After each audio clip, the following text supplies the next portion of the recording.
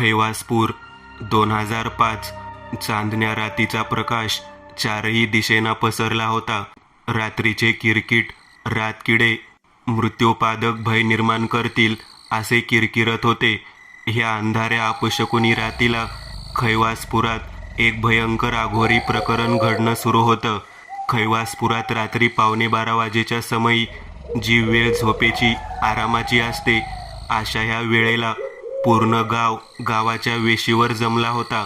पुरुष मंडळीच्या प्रत्येकाच्या हातात एक एक मशाल दिवटी जळत होती. त्या जळणाऱ्या मशालीमधून आगीसूर आग ओकत होता. त्या आगीचा तांबडसर भेसूर तपकिरी काळसर निळा प्रकाश खाली जमिनीवर, मग तिथे उपस्थित स्त्रिया, पुरुष, लहान मुलं सर्वांच्या भय उत्पादक भ्यायलेल्या चेहऱ्यावर पडला होता. जो तो भीत औंढा गिळत, कपाळावरून घामाचे द्रवबिंदू गाळत समोर पाहत होता. ह्या सर्व गावकऱ्यांपासून 20 पावलं पुढं वेशीबाहेर जमिनीत एक 7.5 फूट उंच दंडगोल आकाराचा लाकूड गाडला होता आणि त्या लाकडाला एका म्हाताऱ्या स्त्रीला बांधलं होतं. अंगावर एक काळीशार साडी होती. त्या साडीवर लुकलुकते हिरे होते. म्हातारीच्या खांद्यावरून साडीचा पदर खाली पडला होता, ज्याने मशालीच्या प्रकाशात तिच्या हृदयाचं थरकाप उडवणारं भयंकर असं रूप दिसून येत होतं. डोक्यावरचे पिकलेले पांढरे केस दोन्ही खांद्यावरून खाली लोंबत होते. वय जेमतेम 100च्या आसपास असावं, कारण तिच्या संबंध शरीरावरची चामडी गळाली सुरकुतली होती. त्या घाऱ्या चिंचोळ्या नजरेने समोरच तोंडातले ते मशेरी लावून काळे झालेले दात चावत त्या दोघांनाच रागानं पाहत होती. त्या डाकिनी म्हातारीपासून 5 पावलांवर 2 माणसं उभी होती. या पाहुयात कोण आहेत ते. खैवासपुरात 2 सरपंच होते. प्रथम सरपंच नामदेव आबा, वय 55. दुसरे उपसरपंच सूर्यकांतराव, वय 45 होतं. दोघांचाही स्वभाव लांडग्यासारखा होता. गावातल्यांसमोर चांगुलपणाचा चेहरा आणि दोघे एकट्यात असल्यावर मात्र त्यांचा खरा चेहरा समोर यायचा, तो म्हणजेच ढोंगी होय. ह्या 2 भामट्यांनी खैवासपुरात येणाऱ्या सरकारच्या पैशाला आपल्या बगलेत चेपलं होतं. खैवासपुरातल्या शेतकऱ्यांच्या जमिनी कमी पैशात विकत घेऊन त्या शेती गुप्ता मारवाडी गुजरात्यांना बक्कळ पैशांनी विकल्या होत्या व स्वतःच्या झोळ्या भरून गावाला भिकेला लावलं होतं. पण खैवास गावकऱ्यांच्या डोळ्यांवर पट्टी होती. त्या बिचाऱ्यांना ह्या दोन्ही कपटी माणसांचं ढोंग काही दिसत नव्हतं. उलट त्यांच्यासाठी ही माणसं म्हणजे स्वर्गातले देव होते. ह्या 2 हरामखोरांचे पाय धुवून तेच घाणेरडं पाणी प्यायलाही काही अंधभक्त कमी करणार नव्हती. बरं असो, पुढे पाहूयात. हरामखोर रानसाली आमच्या पोरांचं बळी चढून आयुष्य वाढवते काय. नामदेव आबा खेकसले. त्यावरती डाकीन तिच्या खर्जातल्या आवाजात म्हटली, मेल्या थेरड्या, तुझ्या चितेवर पडेल रक्ताचा पाऊस. तुला बी माहीत आहे की त्या पोरीसनी म्या मारलं नाही, आणि मला ठाव आहे त्या पोरीसनी काय झालंय आणि ती कुठं आहे. सांगू का गावकऱ्यांना. त्या डाकिनीच्या वाक्यावर सरपंच आबा, उपसरपंच सूर्यकांतराव दोघांच्या चेहऱ्यावर घाम जमा झाला. तोच पुसत आबांनी तावातावातच 5 पावलं पुढं जात एका हाताने त्या डाकिनीचा गळा आवळला. सांगायला तू जिद्दी राहशील तर ना, आबा पाटील हळू आवाजात म्हणाले. मरणाला म्या घाबरत नाही थेरड्या, पण माझ्या 10व्याला तुम्हा दोघांची बी चिता जाळणार ती डाकीन म्हातारी तिच्या घाऱ्या चिंचोळ्या डोळ्यांनी आबा सूर्यकांतराव दोघांना पाहत म्हटली, तू जळली का. आमची चिता जाळायला काय तुझा बा येणार आहे. उपसरपंच सूर्यकांतराव म्हणाले व त्यांनी खालचा एक गोलाकार काळसर दगड हाती उचलून घेतला. तोच त्या म्हातारीच्या नरडीत बळजबरीने कोंबला. तो दगड जाऊन थेट त्या डाकिनीच्या गळ्यात अटकला. गावकऱ्यांनो, या रांडनाक्या गावच्या पोरी घशात गिळायच्या अगोदर हिला आगीत भस्म करा, नामोनिशान मिटवा. आबा गावकऱ्यांकडे पाहत मोठ्याने म्हणाले. तोच गावकऱ्यांनी एकाच स्वरात दुजोरा दिला, हो हो, पेटवा. गावकऱ्यांच्या क्रोधाची सीमा ओलांडली. कोणीतरी रॉकेलचा डबा आणला. धाड धाड करत तो संपूर्ण रॉकेल त्या डाकिनीच्या अंगावर ओतला. एक एक करत ज्यांच्या ज्यांच्या हाती मशाल होत्या त्या सर्वांनी एक एक करत त्या डाकिनीच्या अंगावर फेकल्या. आगीचा स्पर्श जसं रॉकेलला झाला, सेकंदात एक आगीचा भडका उडाला. त्या डाकिनीच्या पायापासून ते टाळूपर्यंत सर्व शरीर जप आवाज करत पेटलं. जिवंतपणीच तिची चित्ता जळाली. आग अंगावर घेऊन ती डाकीन जळत होती, पण तिच्या तोंडावर आबा, सूर्यकांतराव दोघांनाही वेदनेचा लवलेशही दिसत होता. तोच त्या दोघांकडे पाहत ती एका गालात छन्नी हसली. तिचे घारे चिंचोळे डोळे तसेच रागाने त्या दोघांना पाहत होते. शेवटी चटचट आवाज करत एकदाची चित्ता जळून गेली. जमिनीवर फक्त राख उरली होती. सर्व गावकरी, नामदेवाबा ती डाकीन जळताच निघून गेले होते. गावची वेस सामसूम पडली होती. रात्रीचा वारा गूढपणे वाहत होता. तोच एक काळी साडी घातलेली, डोक्यावर त्याच साडीचा पदर होता. शरीरावरची त्वचा तरुण होती. त्या डाकिनीच्या जळालेल्या राखेसमोर येत ती गुडघे वाकवत धपकन सर्व अंग खाली झोकून देत त्या राखेसमोर बसली. दोन्ही हातांची ओंजळ करत तिने ती राख हाती घेतली व करड्या स्वरात उच्चारली, बदला. 10 दिवसानंतर एक लाल रंगाची खोली दिसत होती. खालची जमीन शेणाने सारवलेली होती. खोली मधोमध एक हवनकुंड पेटलं होतं. त्यात लाल रंगाची रक्तासारखी लाल भडक अमानवी आग धगधगत होती. खोलीतलं वातावरण अपशकुनी अशुभ भासत होतं. ते करणी, भानामती, जादूटोणा करणाऱ्यांमधलाच क्रूरती आघोरी प्रकार सुरू होता. हवनकुंडासमोर तीच तरुण स्त्रीची आकृती बसली होती. अंगात काळी साडी, डोक्यावर त्याच साडीचा पदर घेतलेला. हानवटीवर असलेल्या गोंदवनाच्या 3 हिरव्या चांदण्या व्यतिरिक्त चेहरा दिसत नव्हता. हातात चांदीच्या बांगड्या आणि गळ्यात सुद्धा चांदीचा कंठहार होता. हळूहळू ती आकृती पुढे मागे झुलत होती. धगधगत्या हवनकुंडासमोर खाली 2 पासपोर्ट साईज फोटो ठेवले होते. पहिला होता देवपाड गावातल्या सरपंच नामदेवाबांचा आणि दुसरा उपसरपंच सूर्यकांतरावांचा. सैतान काली पुत्र पिशाच्य भव. त्या आकृतीच्या तोंडून खर्जातला घोगरा आवाज बाहेर पडला. त्या आकृतीच्या एका बाजूला एक लाल रंगाची पिशवी होती. त्यात हात घालून त्या डाकिनीने 2 काळ्या 5 इंचा एवढ्या हातपाय डोका असलेल्या काळ्या बाहुल्या बाहेर काढल्या. त्या बाहुल्यांच्यात फक्त भुसा भरला होता. वर वर पाहता त्या साधारण वाटत होत्या, पण काळ्या शक्तीमार्फत करणी करून त्या बाहुल्यांमार्फत शत्रूचा काटा काढला जात होता. त्या म्हातारीने पुन्हा एकदा लाल पिशवीत हात घातला आणि एक चांदीचा सुरा बाहेर काढला. चांदीच्या सुऱ्यामार्फत करंगळी कापून त्या म्हातारीने त्या दोन्ही फोटोंवर लाल रक्ताच्या टिळ्याची रेष ओढली. मग एक एक फोटो उचलून त्या बाहुल्यांच्या तोंडावर लाल पिवळ्या धाग्याने बांधला. हवनकुंडा पल्ल्याड पांढरट धुराची वलय निर्माण झाली. सापासारखी हवेत वळवळत असताना त्यात आकार निर्माण झाला. भयान, हृदयाचा ठोका चुकवणारं अभद्र अमानवी आकार. टक्कल पडलेलं डोकं, प्रेताड त्वचा असलेला पांढरट थोबाड, घारे चिंचोळे बिनभुवयांचे डोळे, 6 फूट उंच, अंगात काळा झब्बा, कान सशासारखे मोठे होते. खांद्यावरून गुडघ्यापर्यंत लोंबणाऱ्या हातांची प्रेताड पंजांची नखं 3-3 इंचापर्यंत वाढली होती, वळवळत होती. आज माईचा 10वा दिवस आहे. माईचा बदला घ्यायचा तुला. हे बघ, खायला दिलं, नीट बघ एकेकाला. त्या अभद्र अमानवीय ध्यानाने सरड्यासारखी जीभ थंडगार काळशार ओठांवरून फिरवली आणि चिंचोळ्या डोळ्यांनी त्या दोन्ही भावल्यांकडे पाहिलं. खल्लास करायचं तिघांना. काय? त्या स्त्रीचा खर्जातला आवाज. हां, खाऊन टाकीन कच्चा, खाऊन टाकीन एकेकाला. ते अभद्र ध्यान घोगऱ्या आवाजात बोललं. नाही, आतड्या कोतड्या थोबाड आणि प्रेत मागं ठेवायचं. काय? लोक भ्यायला नको का? मांस खाऊन टाकायचं, रक्त लुचून टाकायचं, पण प्रेत मागं ठेव. काय? लोक भ्यायला हवीत, लोक घाबरायला हवी. मसान पेटायला हवं गावातलं. गावाची शोभा वाढवायची आहे तुला काय?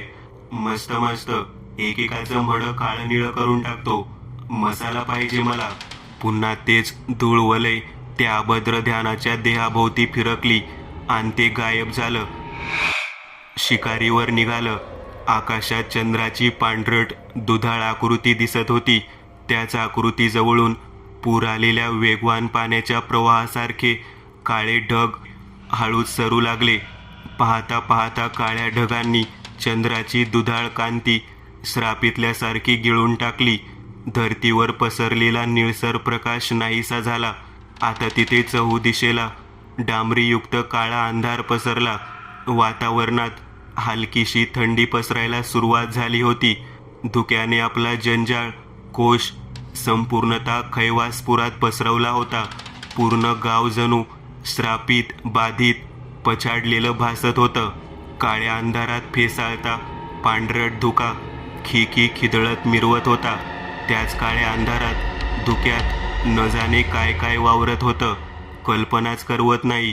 त्या फेसाळत्या धुक्यावरती 6.5 फूट उंचीची काळी आकृती कधी हवेतून उडत तर कधी सापासारखी सरपटत येताना दिसत होती.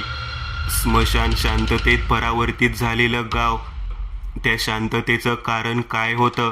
अंधाऱ्या कोपऱ्यात पडून राहिलेले मुके जनावर सुद्धा डोकं खाली घालून, डोळे थोडेसे किलकिले करून भित्र्यासारखे धुक्यात पाहत होते.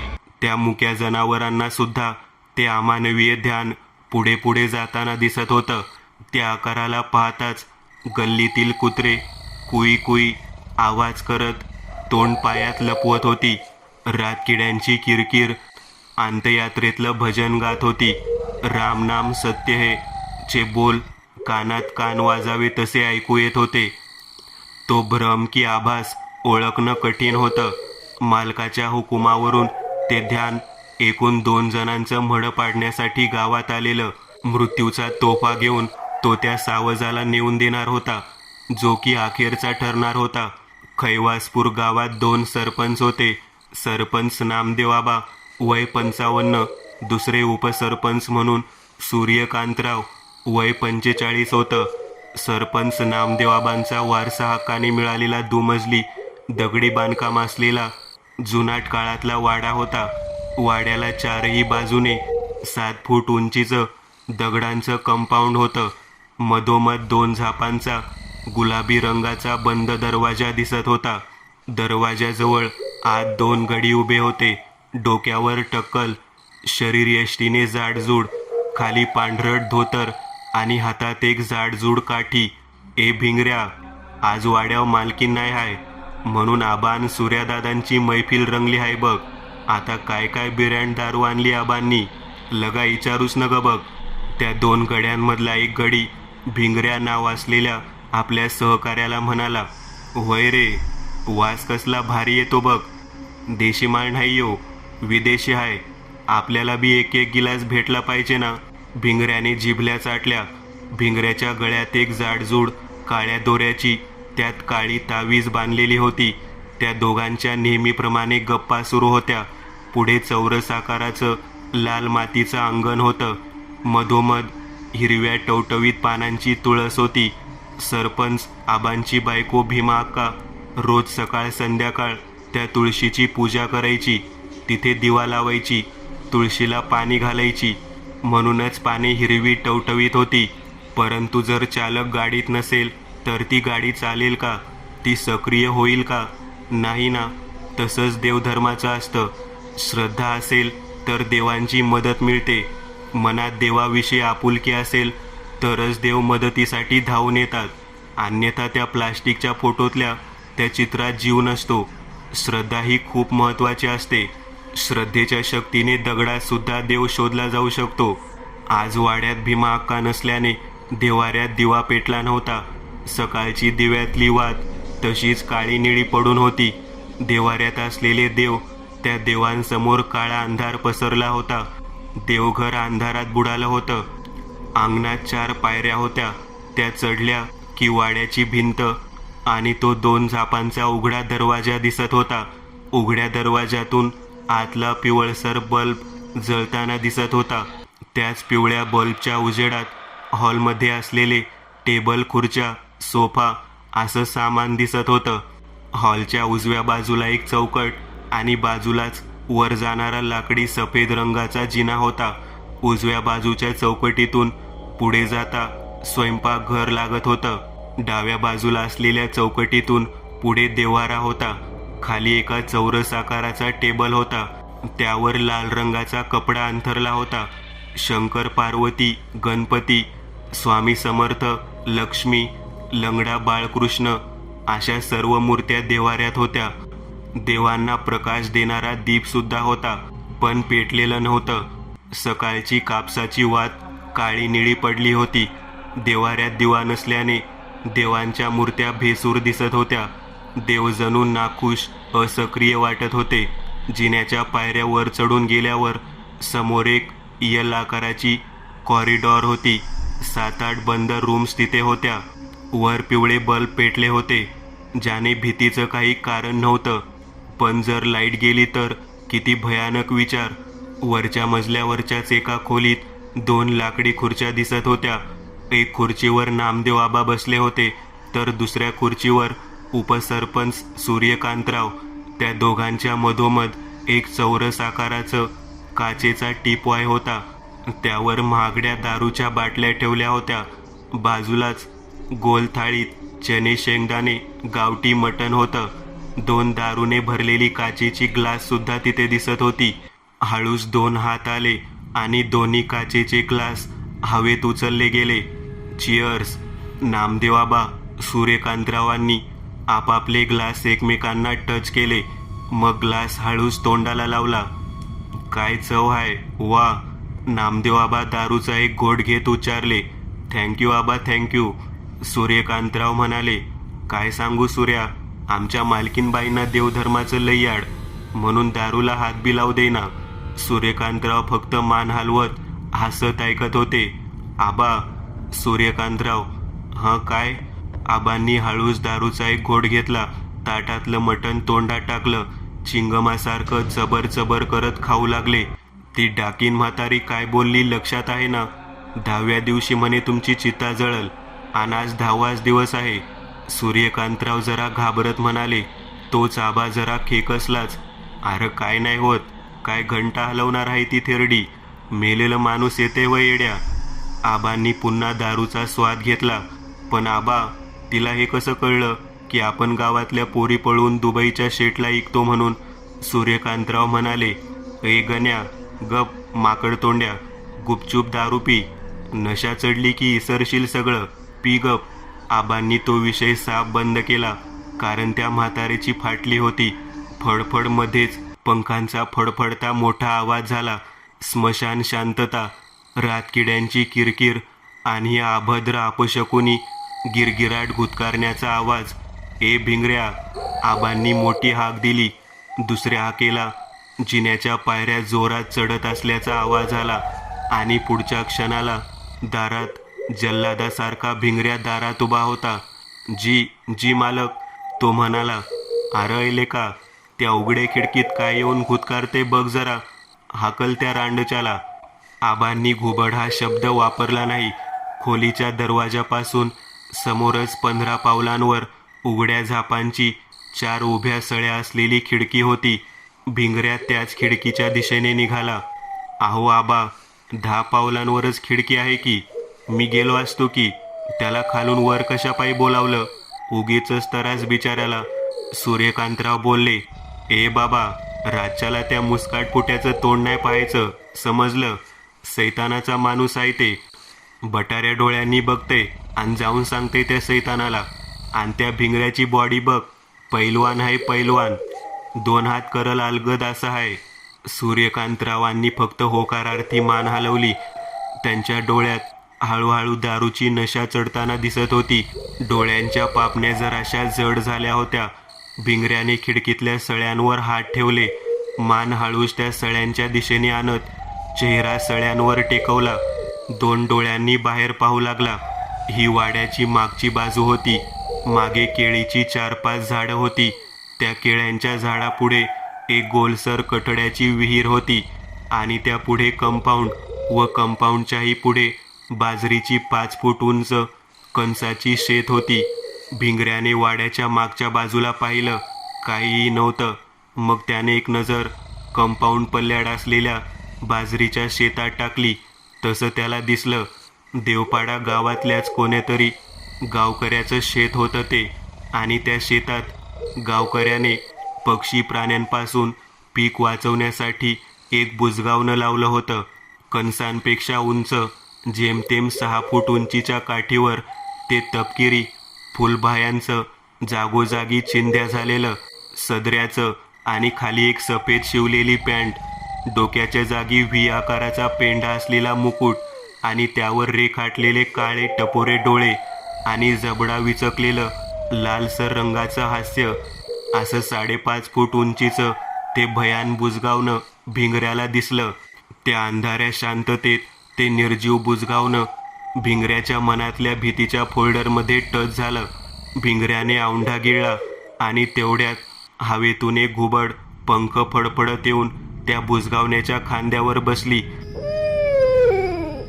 अंधारात तिचे गारगोटीसारखे पिवळे धमक डोळे चांदीच्या नाण्यासारखे चकाकले.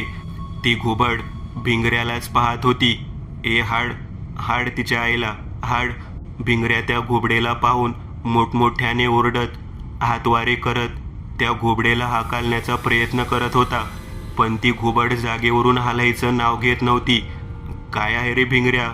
नामदेव आबांनी विचारलं. तेच आहे मालक, त्या बुजगावण्यावर बसलंय. असं आहे काय? हाकल मग त्याला खाली जाऊन. आबांच्या वाक्यावर भिंगऱ्याला जराशी भीती वाटली. वाड्याची मागची बाजू तशी सुनसुनाट, मागे गवत सुद्धा वाढलेलं होतं. त्यातच सर्पांची सुद्धा भीती जास्त होती. पण भिंगऱ्याचं भय काही औरच होतं आणि तो होता अंधार. भिंगऱ्याने नापसंतीनेच होकार दर्शवला आणि खाली जाणार तोच त्याने एक शेवटचा कटाक्ष खिडकीत टाकला, तर त्या बुजगावण्याच्या खांद्यावरची घुबड गायब होती. आरतीच्या पळाली की ते अभद्र तोंडाचं. भिंगऱ्याने वळून आबांकडे खुश होत पाहिलं. त्याचे दोन्ही हात खिडकीच्या सळ्यांवर होते आणि मान मात्र डाव्या बाजूला आबांच्या दिशेने होती. तेव्हा त्याच क्षणाला खिडकीतून समोरच्या बुजगावण्याचं व्ही आकाराचं डोकं हळूच वर आलं. त्याचे ते गारगोटीसारखे काळे डोळे पिवळ्या रंगाने चकाकले. त्यात एक मोती एवढा काळसर टिपका होता. त्या बुजगावण्याच्या विचकलेल्या जबड्यातून किडलेले चॉकलेटी रंगाचे सुळ्यासारखे दात बाहेर आले आणि ते ध्यान खिडकीत उभ्या भिंगऱ्याकडे पाहून दात विचकत हसलं. रात्री 12च्या सुमारास पंख फडफडत, काव काव ओरडत तो काळ्या रंगाचा कावळा एक संदेश घेऊन आला होता. तुमच्या मनात नक्कीच हा प्रश्न उमटला असेल की कसला संदेश? प्रश्न तरी साहजिकच आहे, पण त्यामागे लपलेला कपट दुष्परिणाम मात्र भयंकर आहेत. रात्रीच्या अंधारात उडत येणारा हा कावळा कोणी साधारण कावळा नव्हता. तो एक संदेश घेऊन आला होता, मृत्यूचा संदेश. नामदेव आबा आणि सूर्यकांतरावांच्या मयताचा दाखला घेऊन आला होता. त्या दोघांचे या पृथ्वीवरचं पाहुणचार आता कायमचं संपलं. नामदेव आबाच्या वाड्यात त्यांच्या खोलीत दारूच्या नशेत दोघंही टिंग झाले होते. भिंगऱ्याला सुद्धा 2 विदेशी चपट्या देऊन ह्या दोघांनी खाली घालवलं होतं. भिंगऱ्या आणि त्याचा साथीदार सुद्धा ती दारू पिऊन बंद दरवाजाला पाठ टेकवून झोपले होते. पिऊन टिंग झालेले आबा आणि सूर्यकांतराव दोघेही ह्याच आविर्भावात होते की काही संकट आलंच तर भिंगऱ्या, त्याचा साथीदार दोघेही सांभाळून घेतील. पण त्या दोघांचंही सुरक्षा कवच गळून पडलं होतं. त्या कवचाला दोघांनी स्वतःच्या हातानेच बंद केलं होतं. त्यासाठी ते दोघेच कारणीभूत नव्हते का? असो, काळ्या रंगाचा तो कावळा आबांच्या वाड्यावरच्या लाल रंगाच्या कौलारू छपरावर बसला होता. वाकडी मान करून त्याच्या लाल रंगाच्या एक डोळ्यातल्या काळ्या बुबळाने तो खाली पाहत होता. ही वाड्याची मागची बाजू होती, कंपाऊंडात असलेली. ही वाड्याची मागची बाजू होती, कंपाऊंडात असलेली दोन्ही केळ्याची झाडं आणि पुढे गोलसर कठड्याची विहीर. आणि त्या सर्वांपुढे होतं कंपाऊंडचा अंत आणि सुरू होत होती बाजरीच्या शेताचं माळरान. हवेत पांढरट धुकं फिरत होतं. जमिनीवर बाजरी गवत उगवलेल्या त्या गवताला द्रवबिंदूंनी भिजवून टाकलं होतं. वाड्याच्या कौलारू छपरावर बसलेल्या त्या कावळ्याने 1-2 वेळा डावी उजवीकडे तिरकसपणे मान फिरवली. त्या पक्षाला काहीतरी दिसत होतं का? कसली अभद्र जाणीव की अनाहूत चाहूल लागत होती का?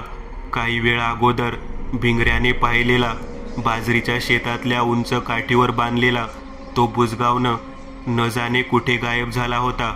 ती क्रॉससारखी काठी रिकामी होती. बाजरीच्या शेतातल्या 5 फूट कणसाची कोणीतरी आतून चालत येतोय अशी सळसळ आवाज करत हालचाल होऊ लागली. त्याचा वेग इतका होता की 2 सेकंदाला धप-धप आवाज करत 5 पावलं पडत 10 मीटरचं अंतर कापत होती.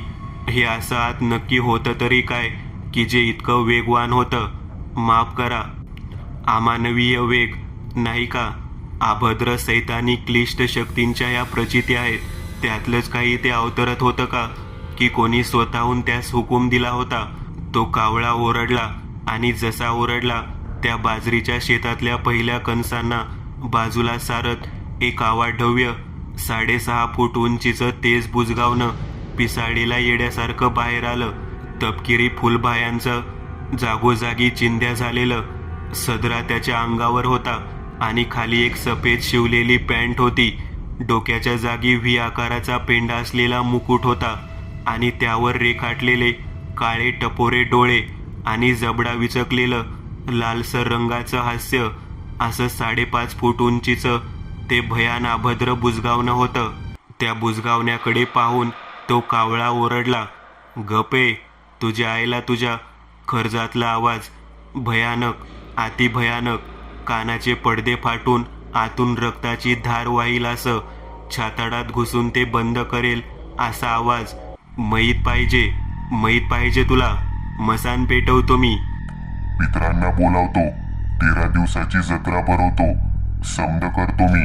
ते बुजगावनं खर्जातल्या आवाजात बोलत होतं. बोलताना त्याच्या लालसर जबड्यातले खिडके चॉकलेटी दात दिसत होते, तर टपोऱ्या डोळ्यांची नजर पिवळ्या जर्द रंगाने चकाकत होती. तो कावळा अद्याप त्या ध्यानाकडेच पाहत होता. त्याचा मन्या एवढा लालसर डोळा अंधारात बिंदूप्रमाणे चकाकत होता. धप-धप मोठमोठ्या ढेंगा टाकत पावलांचा भयान आवाज करत ते ध्यान शेतातून बाहेर आलं. काळ्या मातीच्या चिखलात त्याचे ते काळ्या रंगाचे बूट माकले होते. त्याचा तो भला मोठा आकाराचा ठसा जमिनीवर उमटत होता. मध्येच दात विचकत ते येड्यासारखं हसत होतं. आसुरी आनंद व्यक्त करत होतं. "मैत, मैत पाडणार म्या. अख्ख्या गावाला सुतीक लावणार म्या. मेलेल्यांच्या घरात 13 दिवसाची जत्रा भरवणार म्या. ये आहे मसाला, मसाला पाहिजे मला." येड्यासारखं तोंडावर बोट ठेवून ते खिदळून हसत होतं. न जाणे त्याला इतका कसला आनंद झाला होता. तो सैतानच जाणो ज्याने त्यास बनवलं होतं, साकारलं होतं. भिंगऱ्या, त्याचा साथीदार दोघेही झोपेच्या अधीन होते. भिंगऱ्या तर तोंडाचा आवाजून ढाराढूर झोपला होता. मिनिटाला त्याच्या तोंडातून शिट्टीसारखा आवाज येत होता. त्याच आवाजाने भिंगऱ्याच्या साथीदाराची झोप मोड झाली. नशेने जड झालेल्या डोळ्यांच्या पापण्या त्याने कशातरी उघडल्या आणि भिंगऱ्याला एक गावरान शिवी हासडली. "काय पोपटावणी घोरतोय रे?" त्याने भिंगऱ्याच्या पाटणावर मारलं. पण खाऊन खाऊन गेंड्यासारखी माजलेली ती अंगावरची कातडी तिला मार कसं बसेल? मच्छर चावल्यासारखं भिंगऱ्या ती जागा खांजली आणि तोंड बैलासारखा काहीतरी खात असल्यासारखं हलवत पुन्हा झोपी गेला. भिंगऱ्याच्या साथीदाराची झोप आता थोडी कमीच झाली होती, पण डोळ्यांवरच्या पापण्या जराशा जड भासत होत्या. "तोंड धुवून घे तू, म्हणजे डोसकं ताळ्या येईल," तो स्वतःशीच म्हणाला. एक कटाक्ष झोपलेल्या भिंगऱ्यावर टाकलं व तो वाड्यामागे असलेल्या विहिरीच्या दिशेने निघाला. काळा अंधार मृत्यूयोग घेऊन निघाला होता. रात्रीच्या प्रहरीला, ऐन अभद्र अवसेच्या वेळेला यमाचं रूप घेऊन सैतान आला होता. पण यम तरी निर्दयपणे मारत नाही, तो फक्त आत्मा घेऊन जातो. हा सैतान हाळहाळ करून मारणार. लहान मुलं जसं बाहुलीशी खेळत तिचे हातपाय तोडून मान मोडून हिडीस फिडीस रूप देत, तसंच हा सैतान होता. मानवी देहाशी खेळून त्याचा अक्षरशः खुळखुळा बनेपर्यंत तो खेळणार होता. त्याचा आसुरी खेळ, त्यात दयामाया असं काहीच असणार नव्हतं. काळ्या रंगाचं एका जागेवर स्थिरावलेलं पाणी होतं ते. त्या पाण्यात वरच्या काळ्या आकाशाची हुबेहूब छवी उमटली होती. पुढच्या क्षणाला पाण्यावर धप असा आवाज होत एक चंदेरी रंगाची बालदी पाण्यात पडली. बालदी पाण्याने भरताच ज्याने ती फेकली होती तोच वर खेचू लागला. बादलीच्या कडीला बांधलेल्या दोरीसहित काळ्या खडकांवर घासत ती बादली वर जाताना दिसत होती. बादली कठड्यावर पोहोचताच एक बलदंड भाऊचा हात आला. त्याने ती बादली हातात पकडली, खाली ठेवली. मग दोन्ही हातांची ओंजळ बनवून त्या ओंजळीने पाणी हातात घेऊन चेहऱ्यावर मारलं. तो भिंगऱ्याचा जोडीदार होता. त्याचं नाव होतं शंकर उर्फ शंक्या. 2 वेळा अजून चेहऱ्यावर पाणी मारून त्याने कपड्यालाच तोंड पुसलं. आता त्याला जरा तरतरी आली होती. त्याच्या कमरेला एक प्लास्टिकची पिशवी बांधलेली. त्यात खायची तंबाखू होती. त्यातच एक चुन्याची डब्बी सुद्धा होती. पिशवी काढून ती खोलून त्याने चिमूटभर तळहातावर ठेवली. डबीतला चुना तर्जनीमार्फत वर काढून तोच तळहातावरच्या तंबाखूत बुडवलं आणि तीच मळू लागला. आजूबाजूला अवतीभोवती मिनमिनता अंधार होता. अंगाला थंडी लागत होती. रातकिड्यांचा आवाज कानात खिदळत होता. त्या खुल्या विहिरीला असलेला तो गोलसर भगदाड जणू कोण्या दैत्याचं आव असल्यासारखा भासत होता. त्यात असलेली ती अंधाराची पोकळी वाकून पाहता असं भासत होतं की त्या काळ्याशार शाहीचा संत एका जागेवर स्थिरावलेल्या पाण्यातून आताच काहीतरी बाहेर येऊन गळा आवळेल आणि मग कायमचंच हे शरीर गोठून जाईल, मृत पावेल. त्याच्या बाजूलाच 3.5 फूट गोल कटड्याची ती विहीर होती.